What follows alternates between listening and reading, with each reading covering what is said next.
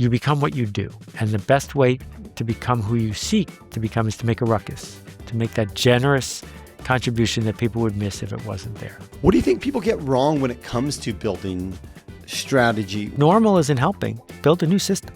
So it's not small, it's small enough to make magic. I believe individuals can acquire skills. Talent is overrated. Culture and systems determine outputs way more than we imagine. That if Van Gogh was born today, I guarantee you he would not be an oil painter.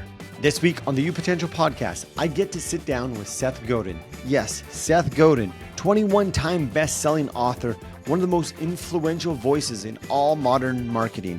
He's a global thought leader, and he's the guy who's helped millions of us rethink creativity and what it means to do work that actually matters.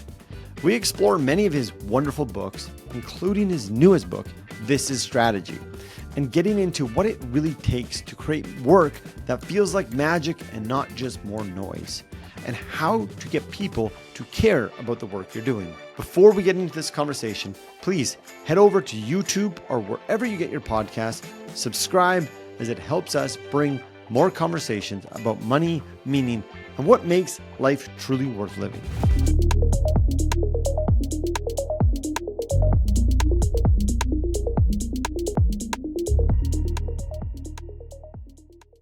Seth, welcome to the show. Thank you, Shaun. Good to see you. Good to see you too. It's interesting to hear your voice responding to my voice, because I've heard your voice respond to many other people, and this is going to be enjoyable for myself. I want to dive into your wonderful work, This is Strategy, the latest book. But before that, I thought we'd start with a critical question on how do you make the perfect pot of rice? If you train to be a sushi chef in Tokyo, they don't let you make rice for a year. And then once you start making rice, that's all you do for a year before they let you start cutting fish. Making rice is much harder than it sounds. So the first thing is you got to start with good rice. That means that you probably don't want to go to the supermarket. I have a rice store near me. That's all they sell is rice. They have 20 kinds of rice, all from Japan. Second, I'm going to strongly suggest you go with brown rice because that's where the flavor is, not just the texture. Anyway, to make a perfect pot of brown rice, you rinse the rice. It doesn't make any sense to rinse the rice in modern times, but you rinse the rice. I don't know why. Then you let the rice sit in water for an hour before you cook it. And then if you can, you cook it in a kuku or zojirushi pressure cooker that's made for rice. And after those steps, it's a miracle that for 90 cents, you have one of the world's great foods right there in front of you. I appreciate your answer. How no one's ever so asked me that simple. one before. No one's ever asked you that? Well, as I've heard you talk about this in your blogs, it makes me think about how the way you approach work is we could do something quick or we could do it well. One more question around food, Seth, and then I do want to get into your work, but I feel like the way you explain certain foods and your appreciation for it, again, speaks to it. Artisan chocolate. Mm-hmm. I've heard you talk about artisan chocolate. I've actually tried to eat it after hearing you talk about it, and it tasted better. Must be in my mind, but what is it about artisan chocolate that speaks to you? Okay, well, first of all, it does taste better because it's supposed to taste better. The purpose of cheap chocolate is to either let neighbors off the hook on Halloween because you transact around something that is optimized for a 3-year-old, or it's to give yourself a convenient, cheap sugar boost. But it's not supposed to be delicious. The reason it's not supposed to be delicious is there's 3 kinds of chocolate beans, and the ones that are the hardiest and thus the cheapest and thus the easiest to acquire, if you're Hershey or Nestle, these beans don't taste very good. And it doesn't matter to the buyers whether they come from the Ivory Coast or Ghana or Mozambique. They just want the cheap ones. As a result, it's a race to the bottom, and most cheap chocolate is raised by people in the lowest rung of poverty, making $3 a day, and many of those people are children under slave labor conditions. So I'm sorry if I ruined cheap chocolate for you, but that was my goal. Artisanal chocolate is a living plant. And I can taste the difference, and many people can, between chocolate that comes from Peru and chocolate that comes from the Ivory Coast, for sure. And if you ever get a chance to taste chocolate from New Guinea, it will taste completely different because it's not sunny enough in New Guinea to ripen and ferment the beans. So they build a fire for that, and then you're tasting the smoke. All of which is a way of saying that the very same people who will pay $30, $50, $100 a bottle for wine sort of hesitate to spend $9 for a chocolate bar, which makes no sense because just as much craft went into it. You can taste just as much of the varietal.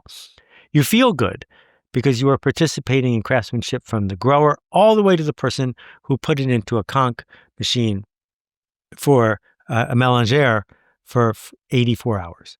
So for me, it's a cheap thrill, and I'm not backing down. I really like artisanal chocolate, bean to bar. Bean to bar. Thank you. As you answer this question, I think about your books. Your first one, from Business Rules of Thumb to the latest. And your answer seems to me, and I don't want to be putting words in your mouth, but seems to speak to this ability of yours to do things well, like I talked about earlier. When you look back at all of those books that you've wrote, from the first one to now, is there a through line that you've been wrestling with that still is true to today? I hope so. I want to just, now that we're getting grounded in useful tactics and thinking, I am not arguing that everything needs to be slow and that there are no shortcuts. When I was a book packager, I did a book a month for 10 years. That's 120 books. Some of the books I did took less than 2 days to make.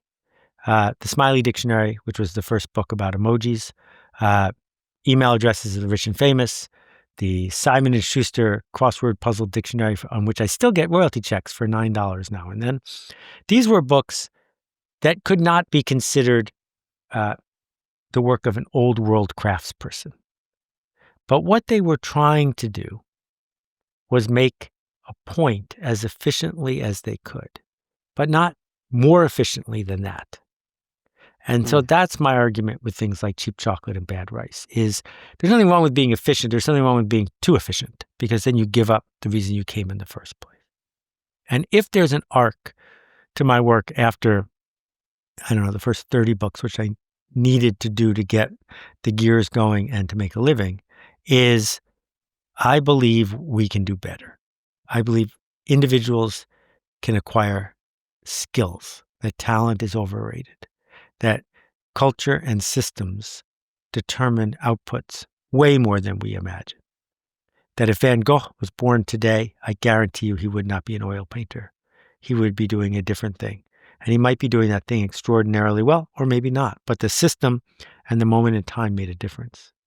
So, where this all comes together is my last, I guess, 3 or 4 books, which is the ideas of strategy and marketing and creativity. They keep working together to give us a chance to be significant, to show up, to do work that people would miss if we didn't do it. And I learned all this from my parents. And I think, based on the feedback I've gotten from an enormous number of people around the world, is while it might be unsettling, it's also ultimately encouraging to know that we could. That if we just paused for a moment and looked at the system and what we are trying to accomplish, we could probably do it a little better. Thank you for that answer. That was an answer. That was a rant. Sorry. Oh, wow. I appreciate the rant. I have 2 thoughts going. One is systems that I want to get to. I appreciate how you think about systems and talk about it. You mentioned you learned this all from your parents. How did you absorb that learning? And I ask this from, was it overtly taught to you, or is it watching? This is a great point, Shaun.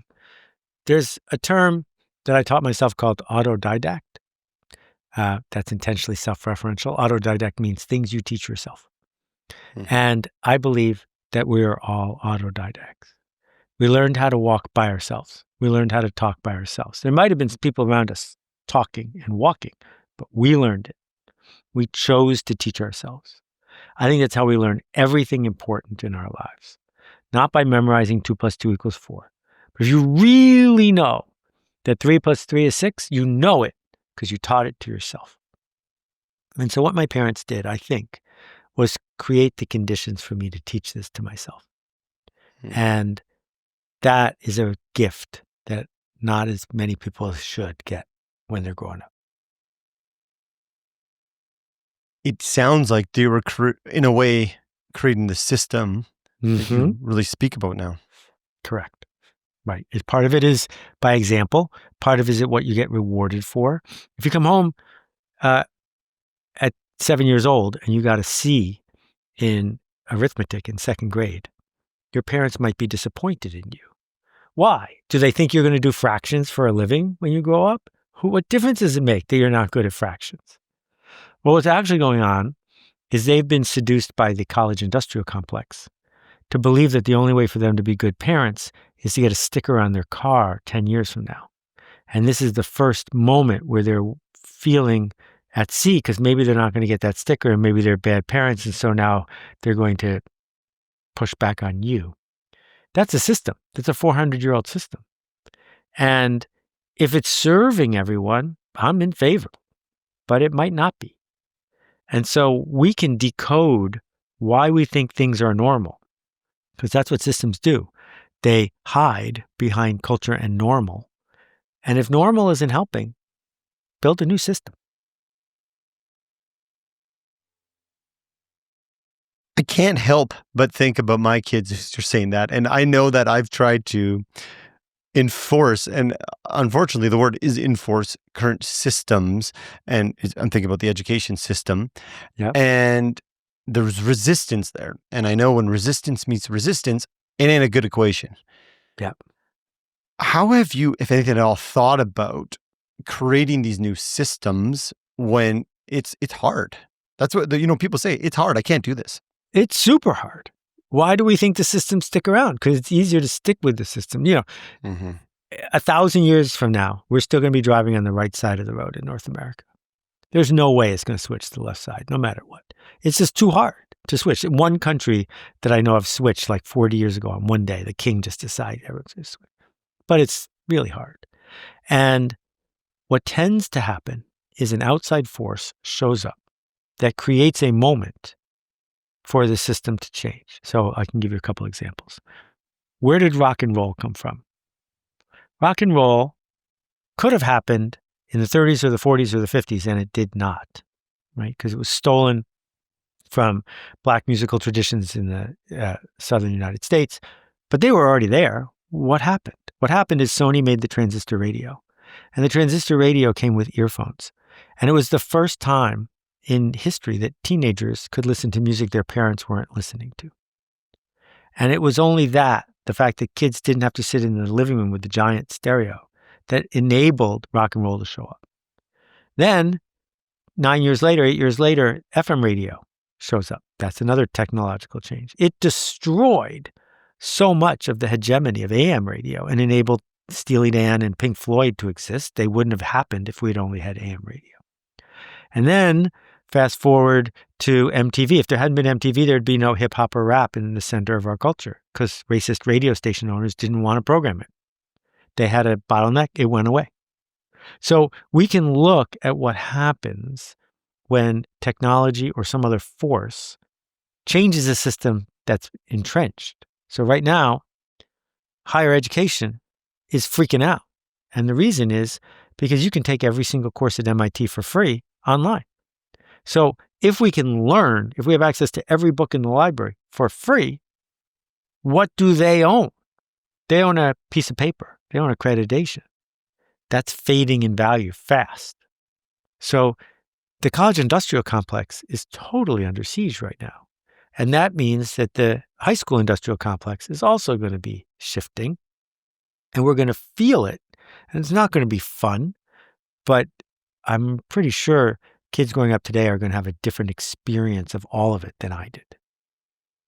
When you think about that experience, you've already toyed with this idea of a new experience with the alt MBA, if I'm not if I'm not incorrect. how, if at all, do you see this new experience coming with this information's at our fingertips? I can learn whatever I want in 2 minutes by using ChatGPT to a degree. Yeah. So we need to learn for two reasons. One, because it enables individuals to make better choices and produce differently. And two, because we earn a label so other people know that we're smart. And so an MD, why does a dermatologist need to understand organic chemistry? They don't. They don't do any organic chemistry in their work.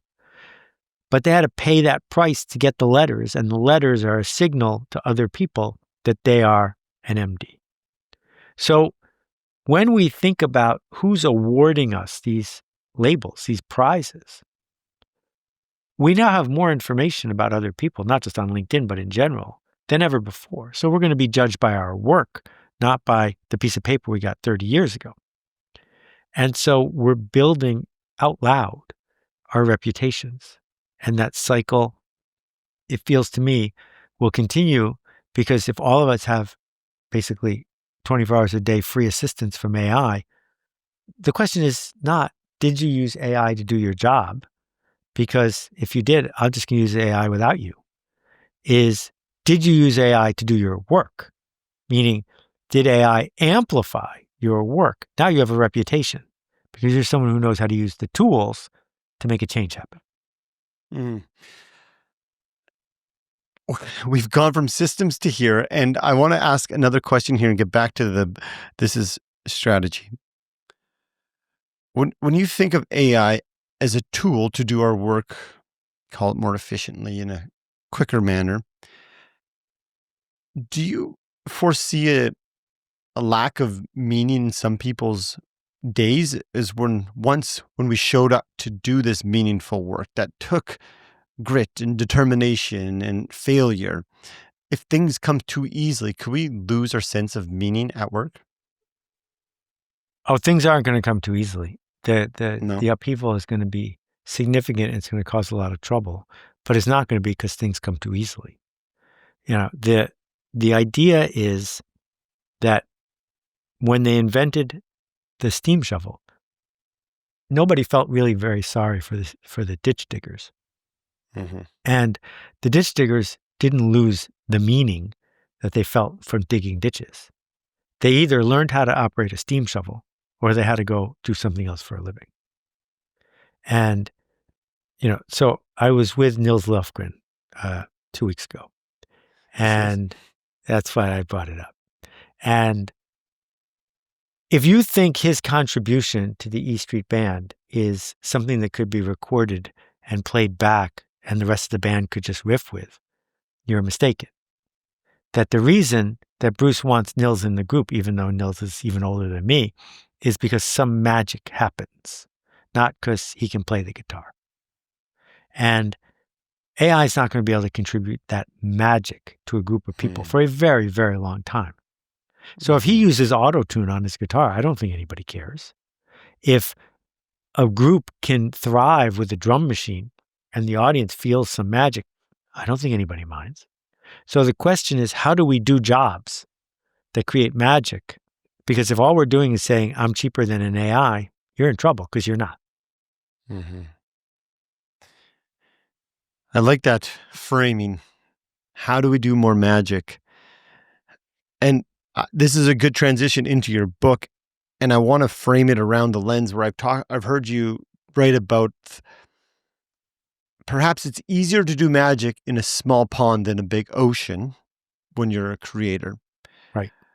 With that framing and your understanding of strategy, if my goal is to make magic with the clients that I serve, how do I use your framing this in the book, This is Strategy, to make that impact? Well, first, let me just start with the word small pond, and then you can help me understand at the heart of the question. Your podcast is changing people's lives, but to a rounding error, 0% of the population listens to it. Mm-hmm. My books have been 21 bestsellers in a row, and to a rounding error, I have 0% market share in the United States, less than 3 million copies sold per book. So is that small? Not if you're one of those people, it's not small.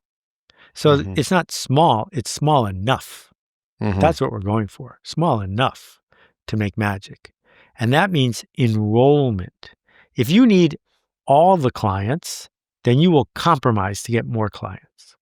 If you just need enough clients, then you will be regularly, respectfully sending people to your competition.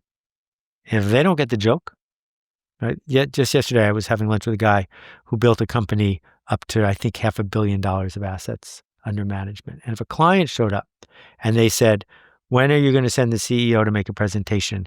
When do we get the weekly updates? When do we get this and when do we get this? They would say, I'm sorry, that's not what we do. Here's the numbers of 4 other people who will take care of you that way. We manage people's resources in a different way. This is how we do it. And if you're not okay with that, this is a good day to stop. And as soon as you have that conversation, now you are free to do your magic, not try to match everybody else's tasks. And we're so insecure, particularly as freelancers or coaches, that we figure we're drowning, we'll grab whatever thing we can that floats by. But grabbing things is how you drown. I agree. I know that there's this temptation when, say, a piece of work comes by and it might not be in your zone of magic, and you're like, I'm gonna grab it. Based on your decades of work and research, someone who wants to create magic, how have you seen them stay grounded to their zone of magic?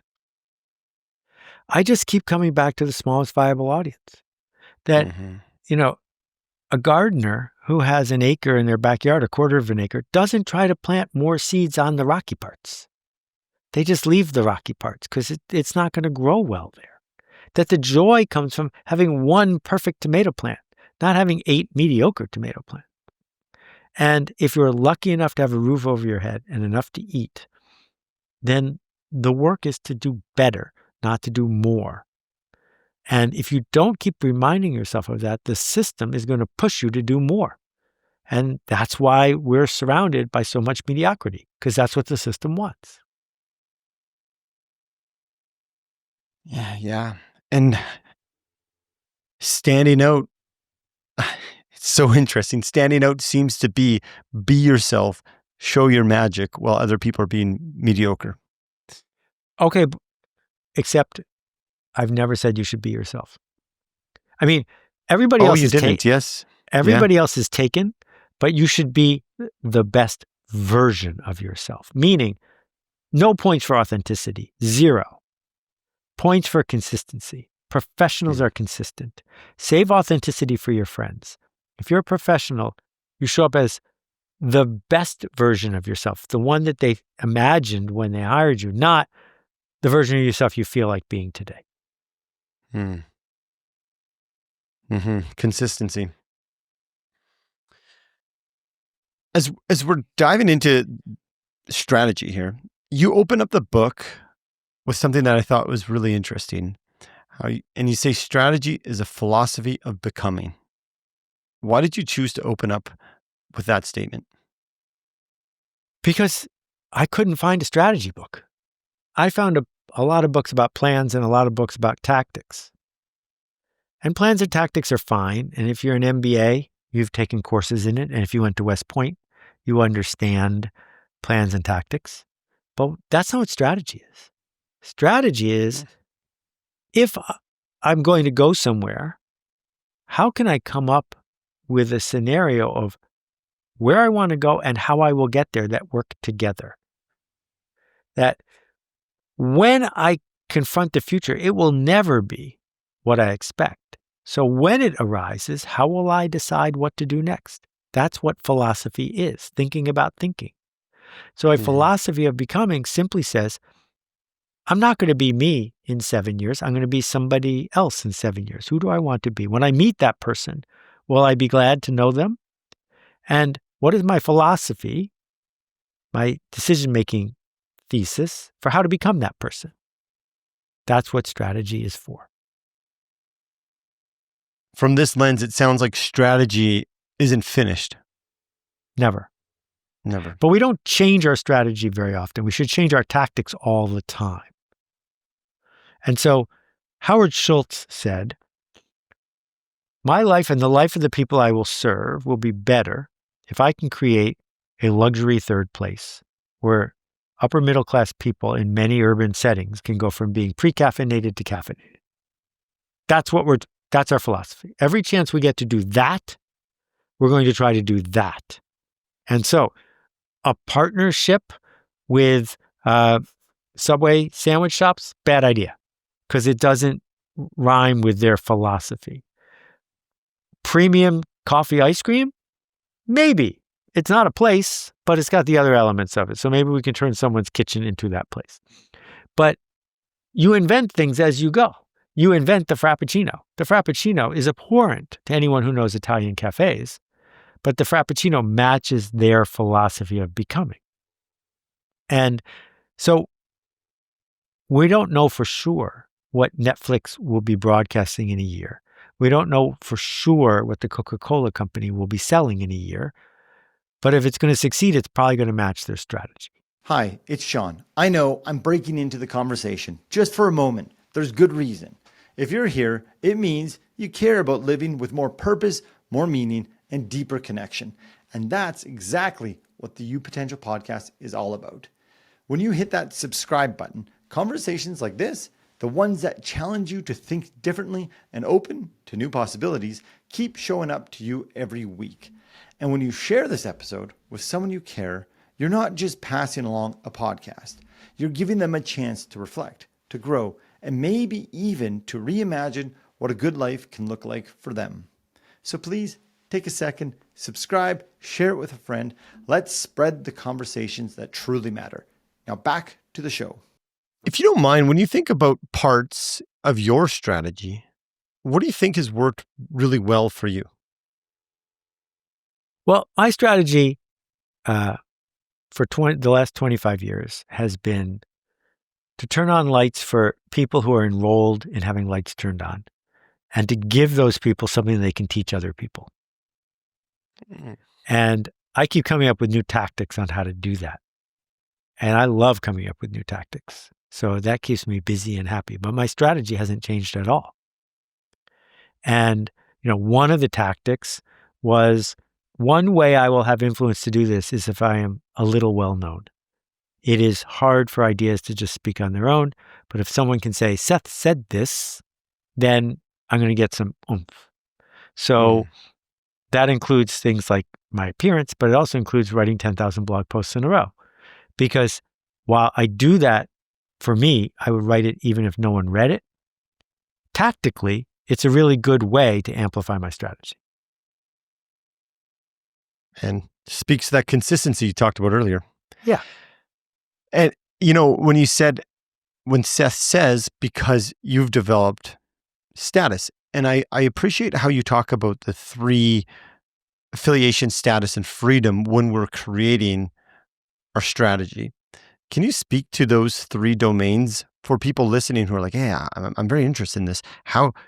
What role does affiliation, status, and freedom of fear have? Okay, so why do people do what they do? Right? After we stop being wild animals, why do we do what we do? I think I can explain almost everything with three things.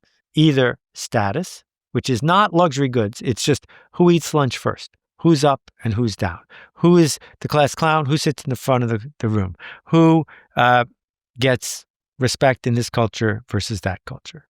Status is everywhere we look. If you want to go back and watch the first 3 minutes of The Godfather, you'll get a masterclass in status. It's about an undertaker and the godfather at his daughter's wedding. Just go watch that. Number 2 is affiliation. Who's to our left? Who's to our right? Fitting in. Neither one of us is wearing a bow tie right now because people like us do things like this. This is what it is to be in our circle right here, right now.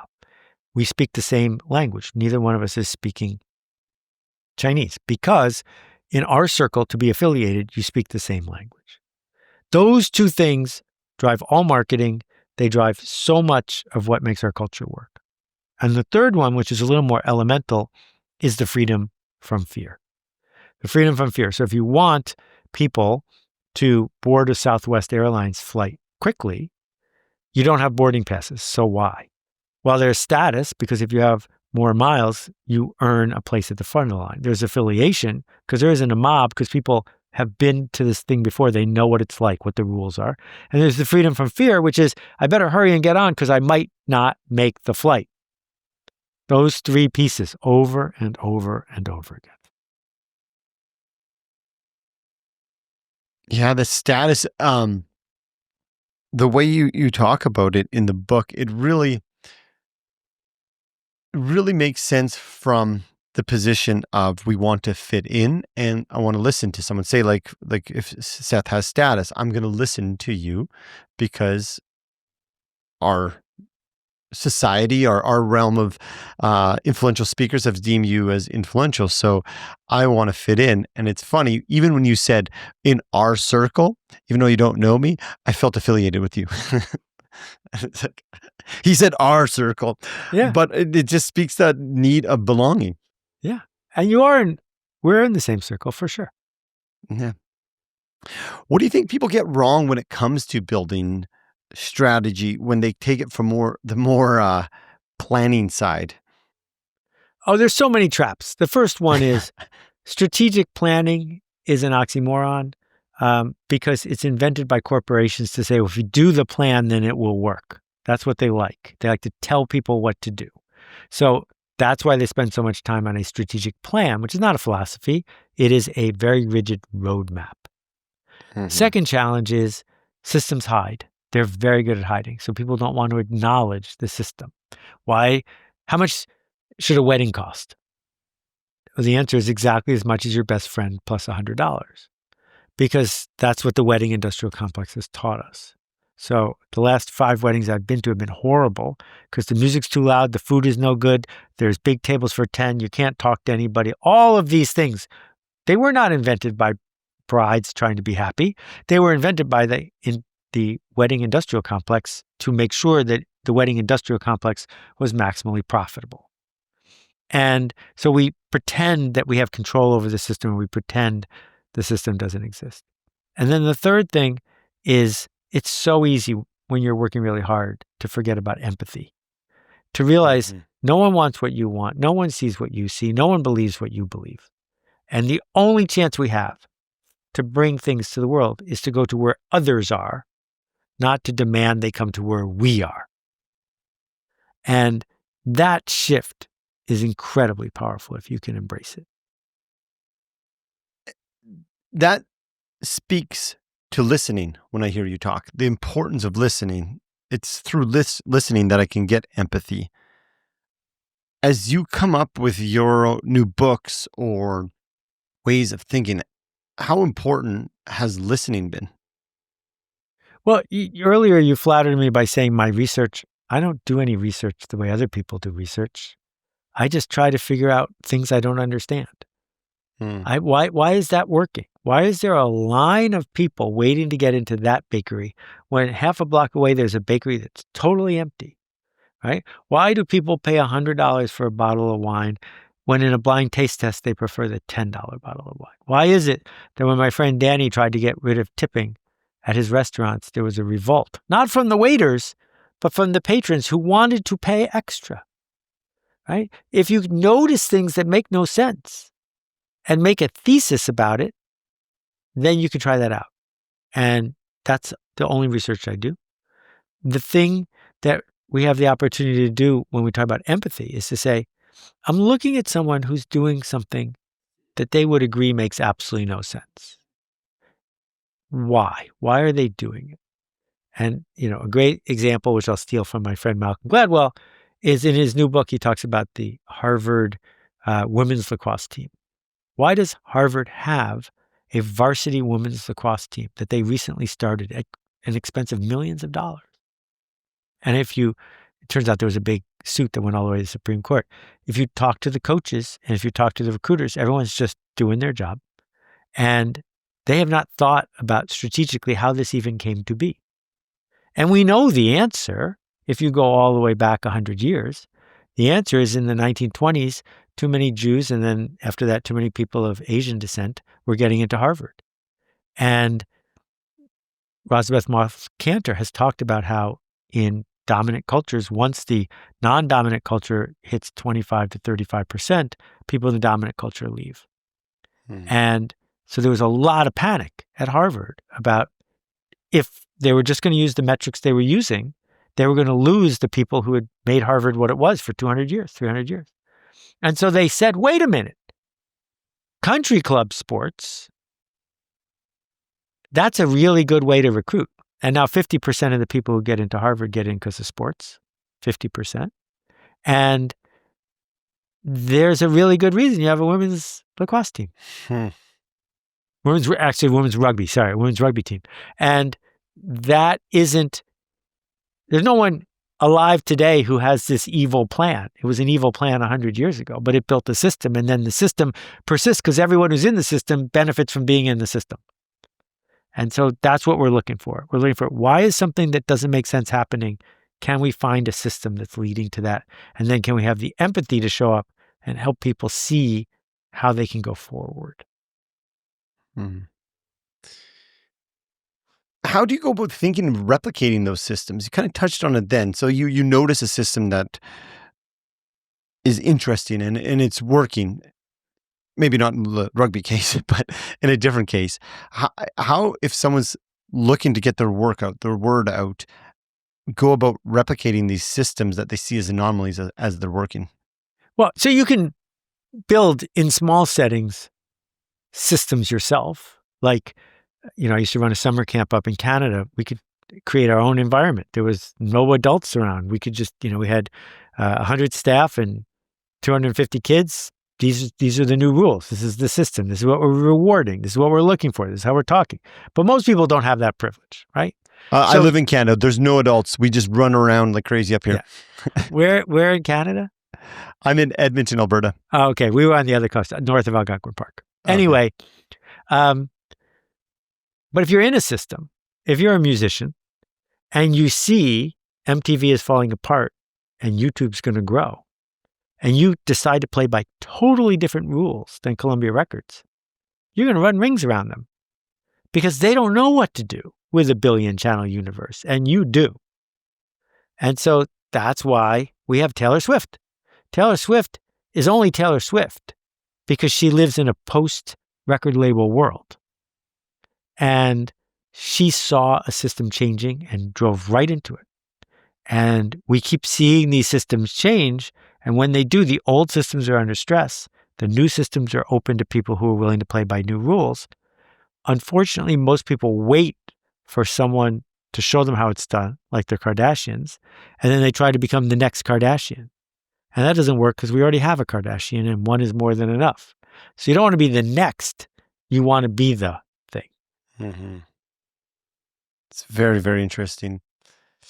When you think about the next 50 years, if there's something from this book that you think will still hold truth, and I get it, we're predicting the future, which is hard, but if there's a principle from this book that you think will apply in 50 years from now, which one would it be?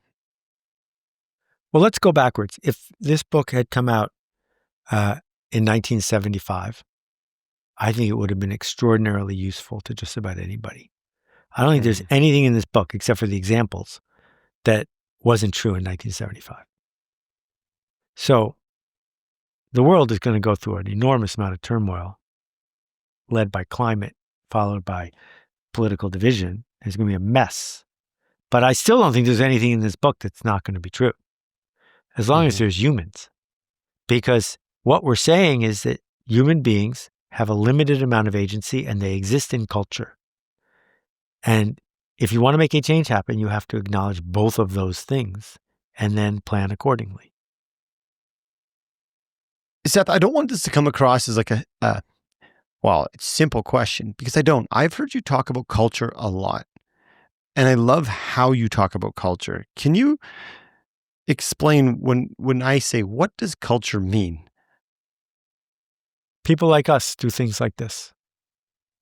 That's it, 7 words. Okay. Right? You don't laugh at a funeral. How come? In some countries, you're absolutely welcome to laugh at a funeral, because here, people like us, we don't do things like that. And The other definition of culture, the sourdough yogurt example, is that it's alive. It's bubbling. It's not a given set of rules. It's rarely written down. So whatever you say is culture is going to change. So, what we wear to work is completely different than what we wore to work 30 years ago. And the music we listen to is going to be really different 10 years from now. So culture changes, and you can be a person who changes culture. But at its core, it's people like us figure out who those people are, do things like this, figure out what those things are. That's what culture is. People like us. Thank you. I appreciate that because I've heard you talk about it a lot, and your answer I liked. Speaking about culture, my work, my background is in financial psychology, and part of the culture is never to talk about money. This is something that it's been led to be taboo. People like us, we don't talk about money.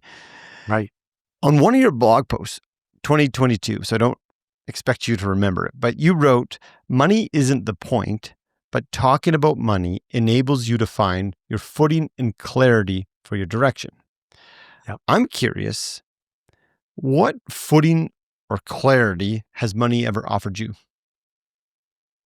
Well, the story of money is different than money. And talking about money helps us understand the story of money. So you and I both know millionaires who feel like they're about to run out of money. And I know billionaires, you might too, who feel insecure and they don't have enough because there's another billionaire who has more billions than they do. They have toxic stories of money.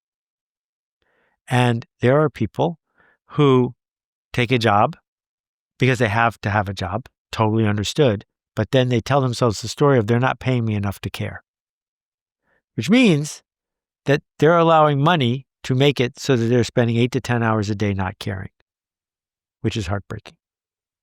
So when we can be clear about money, there was a couple of years ago, I was at the supermarket, and in the parking lot, I heard two women talking. One said, "Great news. I made my last car payment last week. I'm going shopping for a new car tomorrow." Those things should have nothing to do with each other. But this person's story of money is that being in debt for your car was the natural way of being. And that instead of saying, I'm going to bank $250 a month for as long as I can until this car doesn't serve me anymore, they said, I'm out of debt, so now I got to get back into debt, and I get a small prize for myself in the meantime. Well, we invented that system for a reason, because that's how car companies sell us a car every 2.5 years instead of every 7 years.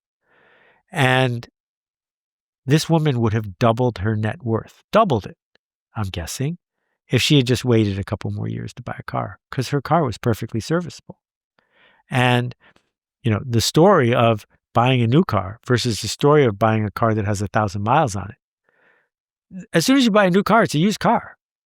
So why don't you buy somebody else's used car and save yourself $7,000? And then what are you going to do with it?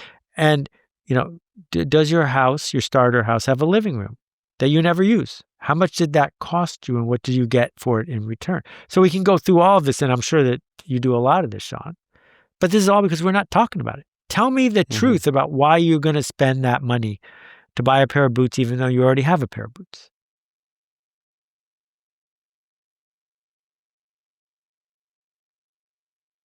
I don't even think we know for a lot of times. The systems that we're ingrained in. Well, but we do know, but it's not conscious. But if you ask why 4 times in a row, the 4th time you ask why, you'll get to fear, status, or affiliation. I was about to say those 3, when it comes to money piggybacks on those 3. Yeah, exactly.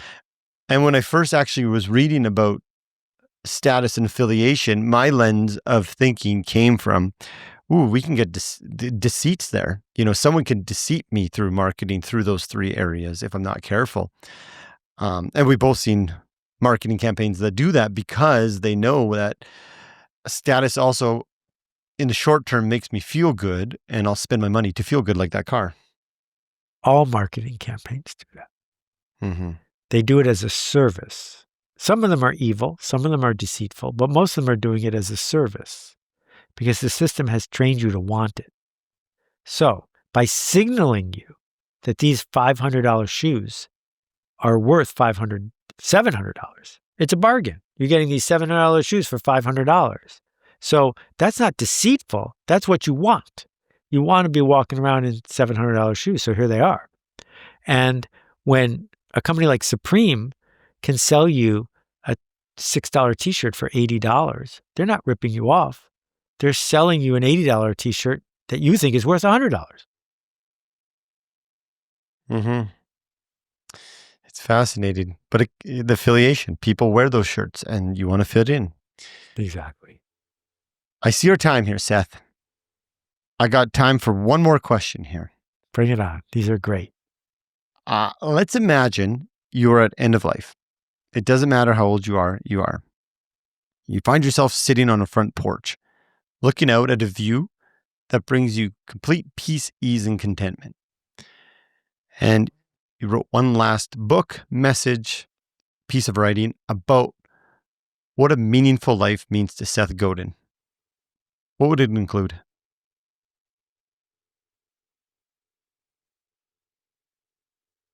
For the last 15 or 20 years, I've felt like each day I'm sitting somewhere at the end of life because we're all going to die. Mm-hmm. And odds are sooner rather than later. So I don't have a clever 3-sentence epitaph for you. I think instead what I've tried to do, particularly with the last, 5 or 6 books, is codify for people that if you have the privilege to have a supercomputer in your pocket and enough to eat, to feel safe as you sit in your home or walking down the street, it's a sin to waste it. To waste it watching something that a TV system wants you to watch, or fretting about money that a money system wants you to fret about. When we can make a contribution, when we can be a contribution, when we can find possibility. And I'm just trying to help people see more tactics isn't the answer. It's you become what you do. And the best way to become who you seek to become is to make a ruckus, to make that generous contribution that people would miss if it wasn't there. That's my consistent true north. That's what I'm trying to do. Time. I mean, it's such a fickle thing. This is what I hear. Time is limited. Make a ruckus. And what better fulfillment do we get from making a contribution, to your words? I like that one, Seth. Thank you so much. It has been a pleasure. I appreciate you spending your time with me. For listeners, I know it's This Is Marketing that we are gravitating around, but you have 21 other bestsellers. Is there a place that you would like our listeners to go find you online? Well, if you go to Seth's.blog, you can see all 10,000 blog posts. If you go to Seth's.blog/podcasts, there's 500 videos and audios. And all my books are at Seth's.store, so you can't go wrong. Thank you so much. I really appreciate your time. Thanks, Shaun. Keep making a ruckus. Thank you for tuning in this week. That was an awesome conversation with Seth. I really enjoyed getting the opportunity to hear about his career and his view on creating work that's magic, not more of this boring, mundane noise that we're creating. And towards the end, when he talked about how finite our time is and how to make the most of our time, it really hit home with me. I appreciate it when he said, "What contributions are you making? Go make a ruckus." So, for my question this week, when you think about your limited time here on the planet, what contributions are you making, and are you creating a ruckus? If you enjoyed this episode, please go back to episode number 14 with Carl Richards, where we go into creativity, uncertainty, and the beauty of messiness and trying to figure out how to live a meaningful life. It's one of my favorites, and I know you'll enjoy it. Please subscribe to the You Potential Podcast on YouTube or wherever you get your podcast. Until next week, take care.